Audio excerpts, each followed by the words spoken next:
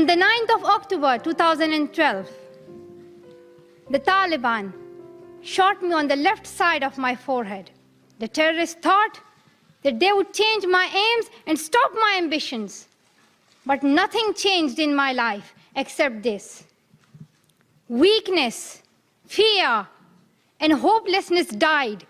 Strength, power, and courage was born. Honorable UN Envoy for Global Education, Mr. Gordon Brown, respected elders, and my dear brothers and sisters, Assalamu alaikum. Thank you. Today, it is an honor for me to be speaking again after a long time. Being here with such honorable people is a great moment in my life. And it's an honor for me that today I'm wearing a shawl of Benazir Bhutto Shaheed. I don't know where to begin my speech. I don't know what people would be expecting me to say. But first of all, thank you to God, for whom we all are equal. And thank you to every person who has prayed for my fast recovery and a new life. I cannot believe how much love people have shown me. I have received thousands of good wish cards and gifts from all over the world. Thank you to all of them. Thank you to the children whose innocent words encouraged me. Thank you to my elders whose prayers strengthened me. I would like to thank my nurses, doctors, and the staff of the hospitals in Pakistan, in the UK, in the UAE government, who have helped me to get better and recover my strength. I fully support Mr. Ban Ki-moon, the Secretary General, in his Global Education First initiative, and the work of the UN Special Envoy, Mr. Gordon Brown, and the respected President, General Assembly, Vuk Jeremic. I thank all of them for their leadership that they continue to give. They continue to inspire all of us to action. Dear brothers and sisters, do remember one thing. Malala Day is not my day. Today is the day of every woman, every boy, and every girl who have raised their voice for their rights. There are hundreds of human rights activists and social workers who are not only speaking for their rights, but who are struggling to achieve their goal of peace, education, and equality. Thousands of people have been killed by the terrorists, and millions have been injured. I'm just one of them. So here I stand. One girl among many. I speak not for myself, but for those without voice can be heard. Those who have fought for their rights. Their right to live in peace. Their right to be treated with dignity. Their right to equality of opportunity. Their right to be educated. Dear friends, on the 9th of October 2012, the Taliban shot me on the left side of my forehead.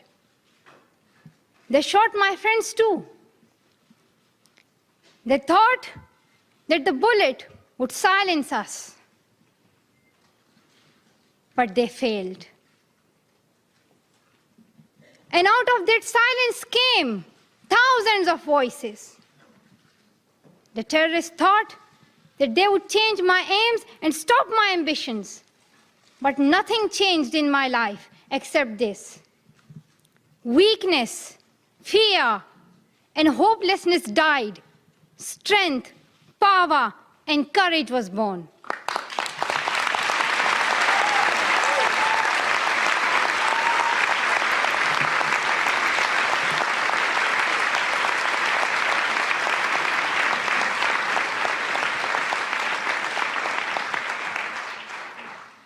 I am the same Malala.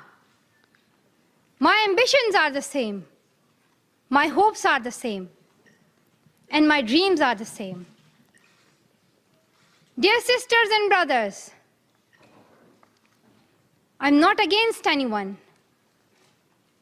Neither am I here to speak in terms of personal revenge against the Taliban or any other terrorist group.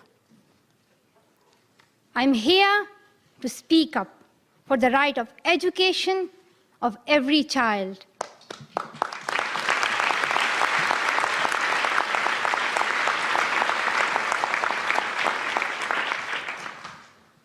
I want education for the sons and daughters of the Taliban and all the terrorists and extremists. I do not even hate the Talib who shot me. Even if there is a gun in my hand and he stands in front of me, I would not shoot him. This is the compassion that I have learned from Muhammad, the Prophet of Mercy, and Jesus Christ and Lord Buddha. This is the legacy of change that I have inherited from Martin Luther King, Nelson Mandela, and Muhammad Ali Jinnah. This is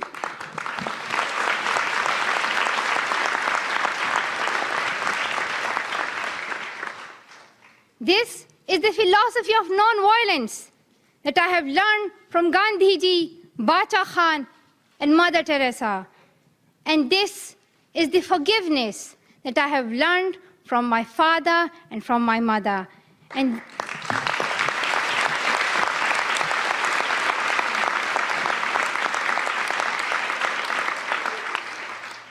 this is what my soul is telling me. Be peaceful and love everyone. Dear sisters and brothers,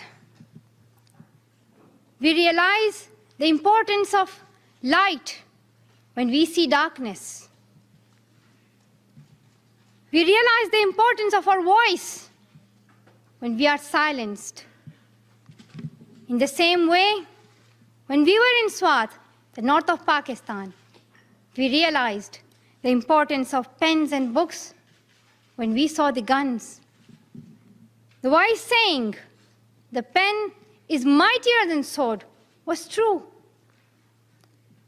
The extremists were and they are afraid of books and pens. The power of education frightens them. They are afraid of women. The power of the voice of women frightens them. And that is why they killed 14 innocent students in the recent attack in Quetta. And that is why they killed female teachers and polio workers in Khyber Pakhtunkhwa. That is why they're blasting schools every day, because they were and they are afraid of change, afraid of equality that we will bring into our society. And I remember that there was a boy in our school who was asked by a journalist, "Why are the Taliban against education?" He answered very simply by pointing to his book. He said, "A Talib doesn't know what is written inside this book." They think that God is a tiny little conservative being who would send girls to the hell just because of going to school. The terrorists are misusing the name of Islam and Pashtun society for their own personal benefits.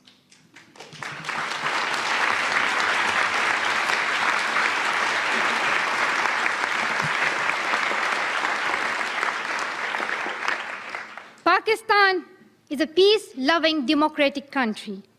Pashtuns want education for their daughters and sons. And Islam is a religion of peace, humanity, and brotherhood. Islam says it's not only each child's right to get education, rather it's their duty and responsibility. Honorable Secretary General, peace is necessary for education.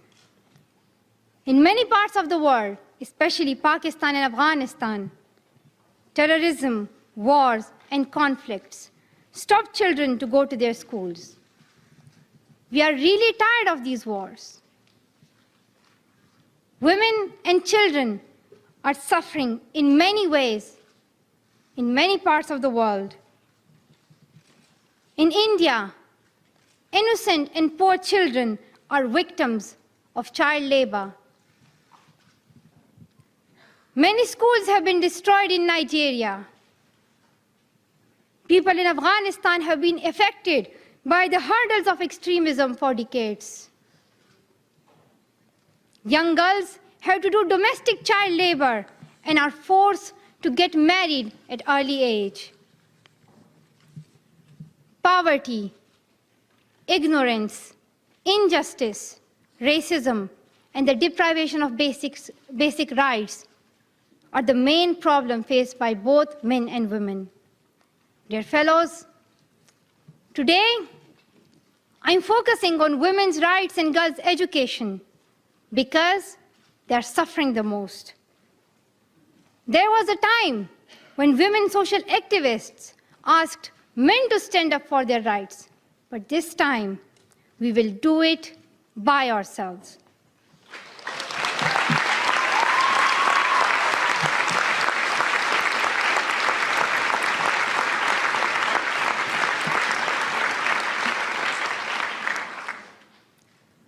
I'm not telling men to step away from speaking for women's rights. Rather, I'm focusing on women to be independent, to fight for themselves. So, dear sisters and brothers, now it's time to speak up. So today, we call upon the world leaders to change their strategic policies in favor of peace and prosperity.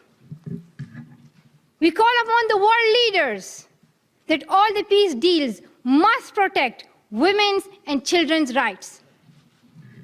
A deal that goes against the rights of women is unacceptable.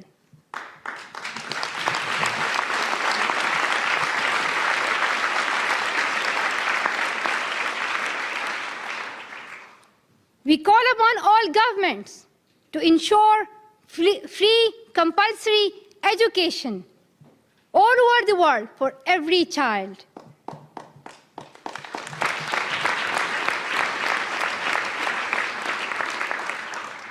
We call upon all the governments to fight against terrorism and violence, to protect children from brutality and harm.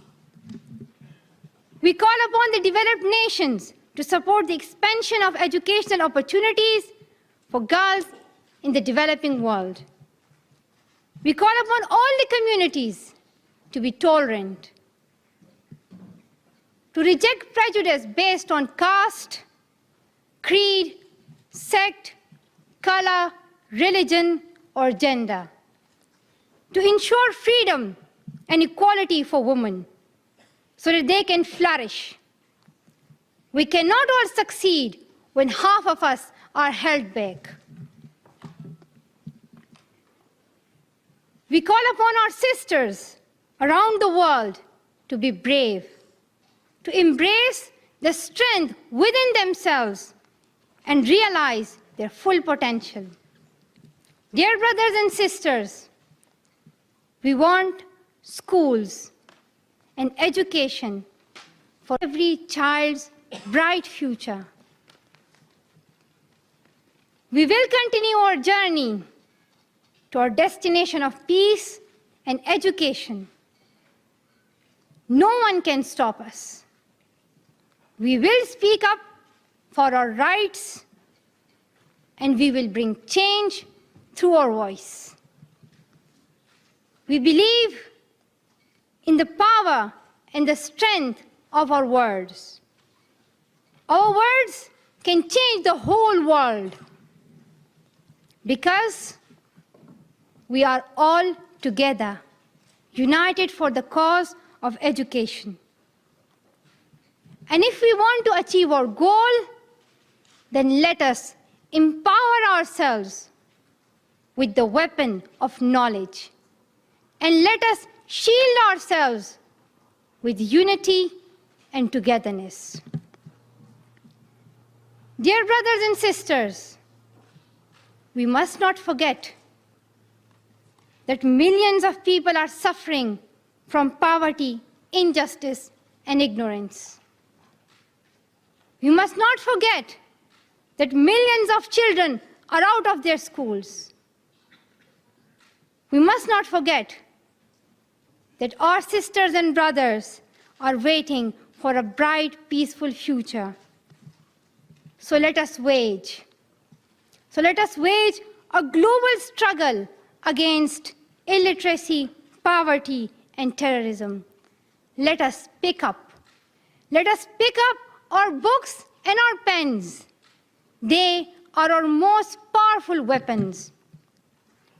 One child, one teacher, one book, and one pen can change the world.